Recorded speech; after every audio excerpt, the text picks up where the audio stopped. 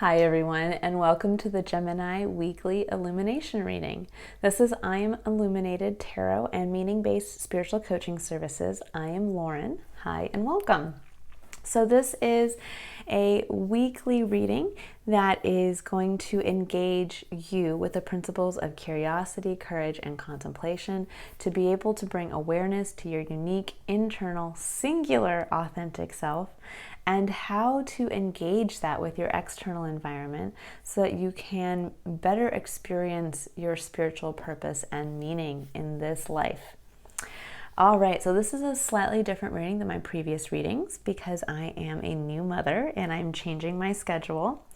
And so this is kind of a reading that's kind of combining a few of my other readings into one reading. I will still be doing a more comprehensive spiritual purpose connection reading that'll be coming out separate from these, but these are more kind of short and sweet readings for the week. So what we're going to be doing here is I'm going to be pulling a Power of Surrender card to engage us with the principle of curiosity. And what we're going to be doing is we're going to be building a question around the energies of the card that comes out to help you engage with the principles of optimism and curiosity and receptivity towards both your internal self and your external environment to help break through those barriers of negative thought patterns and kind of the status quo mentality of where we tell ourselves, well, this is just the way I am, I can't change. Well, that's just the way my external environment is, and that will never change. And this is to help tap us into that beauty of awe and wonder towards life again, that beautiful outlook, where we remember that life can be magical. We get to step back into being the curious child again, to not look with dread as to what's around the corner in our external environment, but instead to look at it with excitement and curiosity. And the same as we choose to bring that internally towards ourselves. What do we not know about ourselves? What have we yet to learn? What magic part of ourselves is meant to be engaged with the external environment to bring that sense of fulfillment in experiencing a feeling of flow and of stepping into our spiritual purpose, to where we get that beautiful connection between us feeling like we know who we are and the meaning of our lives, but also getting a chance to see how we get to be of service to the greater collective experience. All right. Now, there we go, finally. Okay, Gemini. So we have two cards that came out. So again, we're thinking about curiosity, and we're going to be building a question that you're going to be asking yourself this week to help open yourself up to some aspect of yourself and your connection to your spiritual purpose. And in addition to that, not in addition to that, but this is basically to help make what is a very general reading here a individual experience for yourself, because you're going to be asking the question that only you can answer. So we have two cards. The first card is Surrender to Inner Peace. And it says, cultivate inner peace on a daily basis. In quiet meditative moments, focus on the stillness within and enjoy this inner refuge. Others will feel your good vibes too, and your life will flow more easily. Love that. And then we have surrender the idea you can fix someone. And it says, it's time for a relationship to shift. It doesn't work to try to fix someone. Each person must be accountable for his or her own healing. Very important message. These two come hand in hand. And I'm really feeling for you, Gemini, that this week there's this element of learning to let go of what others may think of you, learning to let go of that feeling of having to kind of keep up with the Joneses or having to worry about how somebody else is behaving or acting, and allowing that to alter or affect how you experience your internal sense of peace. So a question that I would pose to yourself this week is, where are you limiting yourself Actually, I'm going to do two questions because it's kind of like a two-pronged message here. Where are you limiting what you choose to do by first thinking about how others are going to see or respond to where you choose to take action or what you choose to do? Second question is, where are you kind of disrupting a clear, peaceful focus on your internal self? And that focus of doing what you need to do to be able to engage authentically with your external environment because you are worried about how somebody else is acting. So this can look like, instead of just enjoying, let's say, your home environment and coming home and just saying, oh, I love my home, I can sit in peace and enjoy the environment I've created for myself. And instead, you're sitting there worrying about your significant other. And you come home and you wonder why they didn't do X, Y, and Z. Or you try to change. Again, comes down to if you live with somebody else who, let's say, affects your perception or ability to feel at peace within your own home environment. If you're so worried about what the other person is or is not doing. Looking at posing a question again to yourself around that. Where are you allowing your focus on someone else to affect your own perception of where you are in the present moment? Whether this is in your home, whether this is at work, whether this is in friendship connections, and let's say you're going out. So there's this quality here of kind of accepting everyone for who they are so that you can equally accept yourself and be at peace there.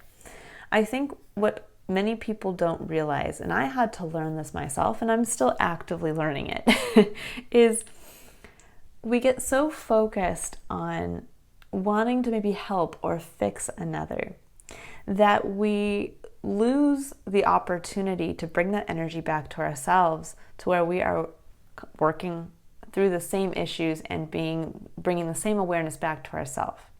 And this can look like being so focused, let's say, on a friend who maybe you believe needs help around getting into a healthy relationship. Maybe it's a friend who's always in a bad relationship and they're constantly doing, let's say, taking action that elicits a negative response in their life. And you're constantly trying to change that, show them, make them aware of what they're doing wrong, make them aware of how they need to change their own actions.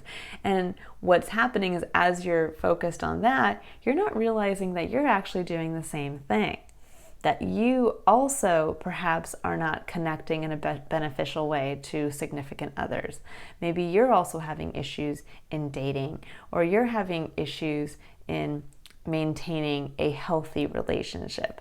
And so this is where we can actually lose sight of ourselves, which is where our focus should be, and we project it onto another. And that can really be where we lose that sense of illumination. We lose that sense of being aware of ourselves. And this can even take place in the workplace as well, where you're constantly focused on the coworker that's not doing their job, or the boss that you feel needs to be shown how to do their job better. And in reality, you're not focused on doing your job to the best of your ability, and so your work suffers, and in turn it's kind of like this kind of sick cycle. You're focused on what this other person is doing wrong, and you might be actually doing something else wrong because you're so focused on them that you're not fulfilling some aspect of your job requirement, or you're so focused on proving you're trying to make your boss aware of some aspect of their behavior that you don't like, or some aspect of how they complete their job, that again, you're not focused on doing your job to the best of your ability, to where then you might be seen for doing something, exceeding the job requirements, where then you might be recognized for doing something better and might even be able to get promoted to where you can then be in a position of authority and you can demonstrate through your own actions, not through trying to change in others, but through your own actions, how to be a better manager. So that's the second part, or actually the third part of this is really, where are you focusing so much on somebody else or other people in general that you're not bringing the awareness back to yourself and raising yourself up to that high level, actually demonstrating through your own actions and your own, I think, just state of being, what you would like to see changed in another person. So let's say there is this quality of you don't like that somebody at work doesn't, let's say, stay as late as you, and so maybe they never get as much work done as you do. And you're the one that stays late and has to pick up the slack. Well, it's not about trying to force that person to stay later. There's this element then of showing through your hard work ethic, demonstrating to others what will come, what is achieved from that hard work ethic. So if you're choosing to stay late and you're getting more work done than the other person, well, naturally, you'll be recognized for that. And then you get to demonstrate to the other person, this is what happens when you stay that extra hour to get the job, to get, let's say, the project done on time, instead of maybe pushing it out a week or complaining that you don't have enough time in the day. So there's this quality here of leading through example. And, I personally have found that this is extremely helpful in that it allows you to bring the focus back to yourself, the power back to yourself. You're not giving it away to somebody else. You're not giving, again, your attention away to somebody else. And oftentimes what I found, especially in work environments, or actually in your personal life as well, is that that person may not be aware that you are the one staying until 6 or 7 o'clock when they go home at 5.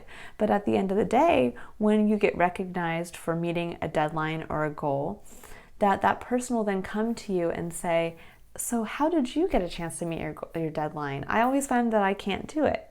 And that's when you get to then share what you do. You get to share your wisdom.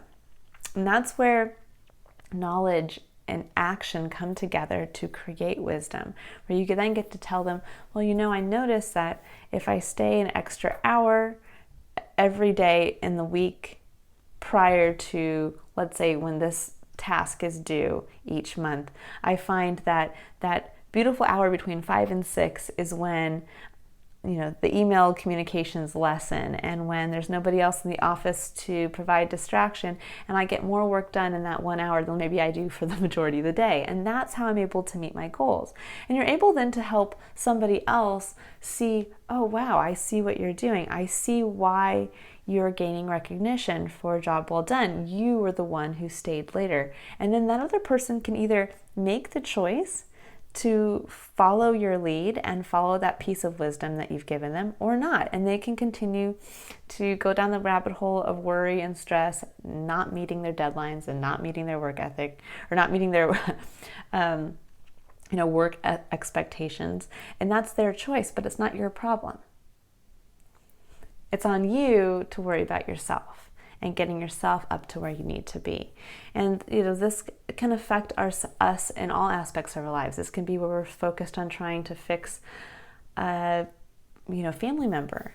Maybe where you're so focused on your spouse and trying to change them, or you're focused on a sibling and trying to show them how maybe they need to step up and get a better job, or they need to do X, Y, and Z to, you can see their potential, but they can't. But unfortunately, oftentimes people won't see things until they're ready to see them. And so there is this quality here of bringing your attention fully back to yourself so that you can really step into your seat of awareness. Because I feel this week there's something within you that is waiting to be unleashed almost, but that you've been so focused on the outward aspect of your experience, you're not really tapping in and focusing on what you could be achieving. So the fourth aspect here. And I think as I've talked through this now, the bigger question to ask yourself with this energy is,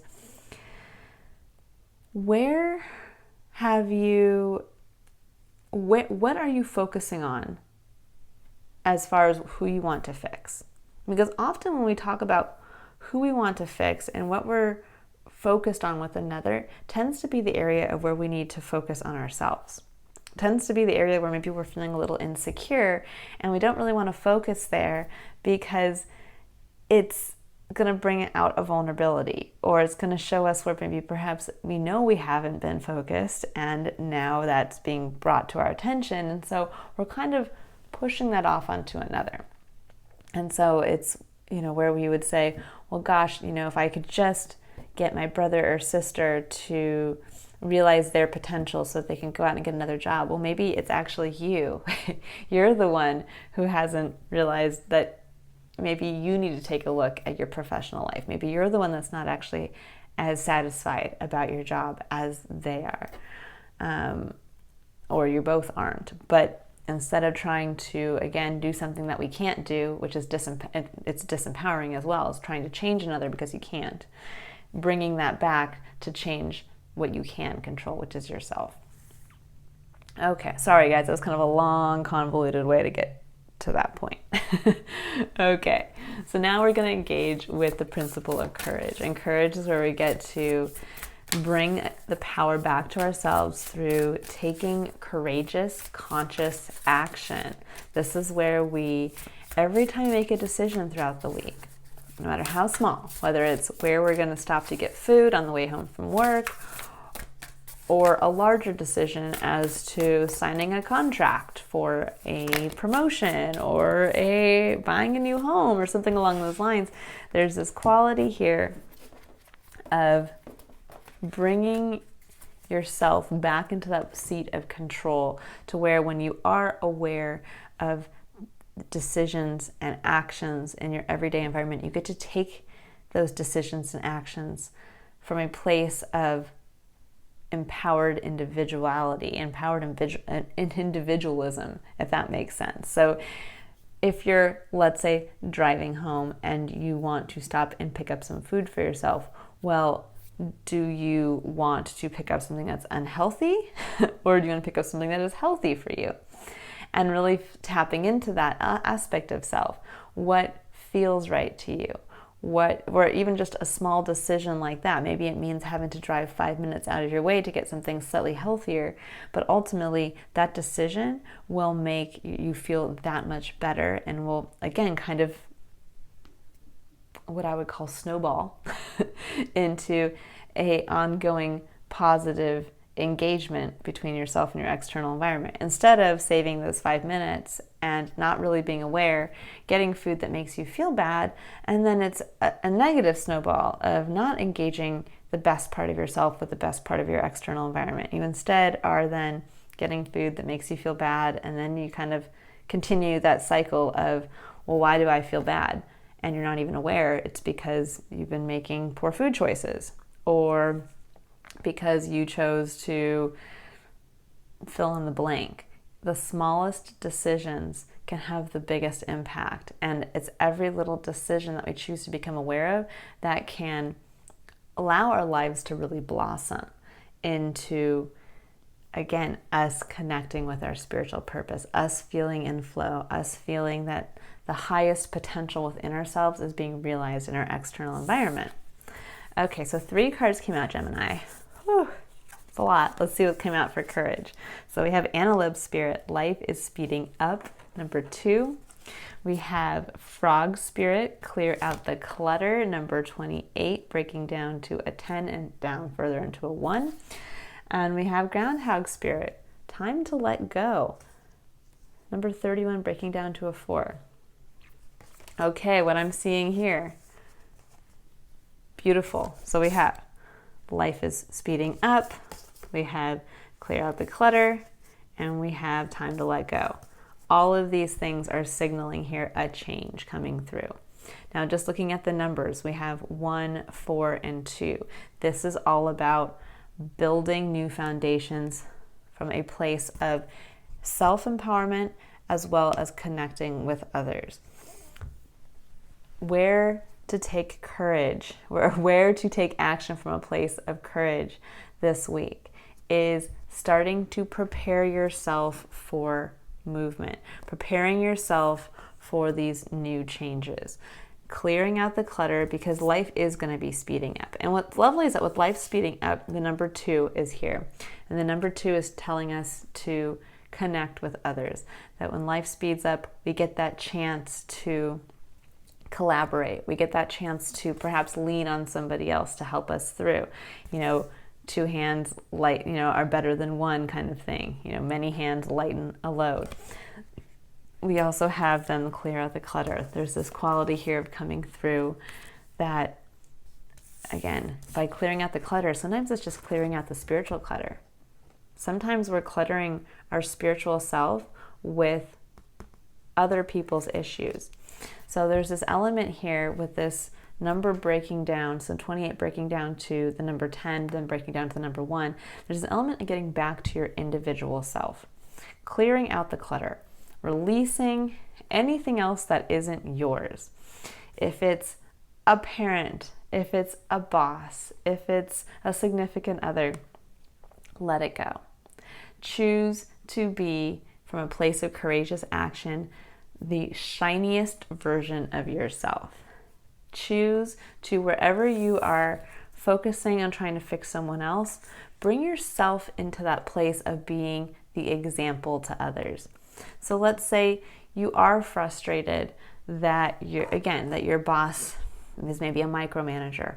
Well, through your own actions, demonstrate how maybe you're collaborating on a smaller project, but you take the lead, but instead of micromanaging, you get to show how you can collaborate through empowering people. And that is one of the most beautiful ways to show through example, to lead by example, how to show another, again, through sharing of wisdom, how there are other ways to achieve something, how there are other ways to experience something.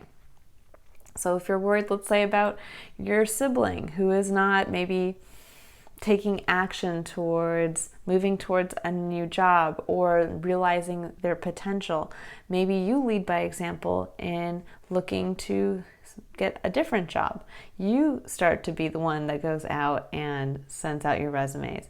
You're the one that starts the process of moving towards, let's say, something that you're excited about as far as a career focus. And then lead by example to where maybe down the line your sibling might come to you and say, you know what, I remember when you changed jobs. What made you decide to do that? How did you do that? And so you become the example. But you need to do that by releasing what other people are doing and bringing that back to yourself. So clear out the clutter and bring your awareness and your ability to take action back to yourself and start taking action for you, not for another. And then we have time to let go. Again, this is just double verification of letting go of other people's issues. Number 31, breaking down to a 4. This is about building new, strong foundations. So this is building strong foundations for you, Gemini, not for others, but for yourself. And when things start to pick up, you'll know who to connect with and how to connect with them in a healthy way, in a way where you're not focused on their issues, you're focused on your issues, and you're coming to the table. Now the 2 of Cups in the tarot is all about coming forward from a place of kind of equal emotional fulfillment.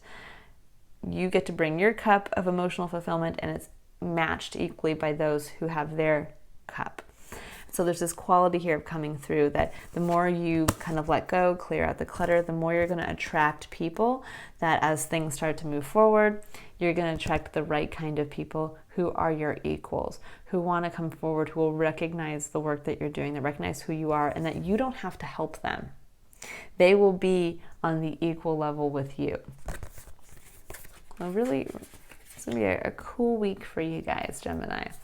Okay, now we're going to pull a final card here to engage with the principle of contemplation. So this is where we get a chance to reflect and where we chose to take action, where we chose to kind of help, where the answer came from to the question that we asked ourselves. We get to take a look at the consequences of our actions. So what happened when you started to just release release other people and clear out the clutter and bring the power back to yourself? And then we can incorporate this element here as we contemplate. So yin, and that's the number 2, again, also about, again, connection between yourself and another. But yin is all about, and you notice here, it's an open cup. It's about receptivity. This is about bringing in that feminine energy of being open. So what I would say for contemplation is this week, as you're letting go of maybe perhaps what other people think, you're letting go of judging other people, of trying to control other people. As you're releasing that and you're opening up space, what comes in for you? What are you opening yourself up to? Because even on a spiritual level, when we decide to release and let go, we are opening for something else to come in. And really what I'm seeing here is that cup. There's this element of getting back to understanding what's in your cup, what fills your cup, what makes you feel that connection to meaning in your life, and how you want to connect that to others. And I think what you're going to realize is that you're going to tap into, so again, this is an illumination reading. This is a self-illumination reading. You're going to start to realize that there is some part of yourself that you have been ignoring. Some part of yourself that's actually meant to bring you some deep emotional fulfillment. And you've either been pushing it away because either A, maybe you feel guilty because somebody else doesn't have what you have and you feel like you have to help them achieve something, and you're just not enjoying what you currently have.